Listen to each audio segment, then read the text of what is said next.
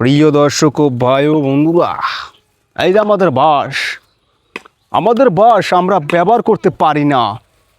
পাড়ার লোকেরা ব্যবহার করে শেষ করেছে। 100টা বাঁশ কেটেছে, আমরা আমরা শুধু দিয়েছি।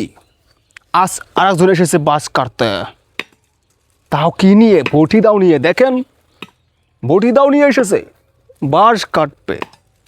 আমি তাকে এখন কিছু বলবো যে আপনি বাঁশ কাটছেন কেন, তো আপনারা আমার সাথে আসেন, ক্যামেরাম্যান ওখানেই থাকেন। ওটা বাঁশ কাটছিস কেন? বাঁশ কি তুই কামাই করেছিস? এই দেখেন, হাসে হাসে বাঁশ কাটার কথা বলেছি, যে বাঁশ কাটিস কেন হাসে, মানে ফুর্তি ফুর্তি ভাব এসেছে। কেমন আপনার ছবিটা দেখান।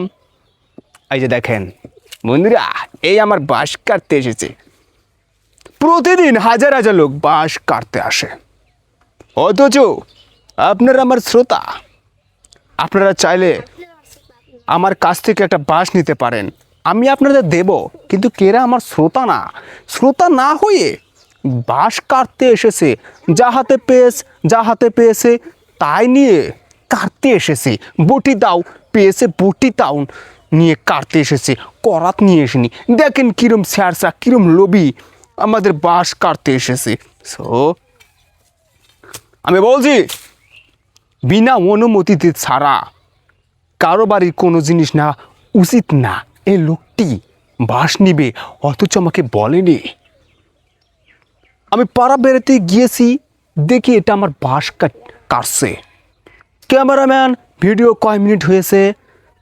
2 মিনিট। আর চলবে না, কেটে দিন।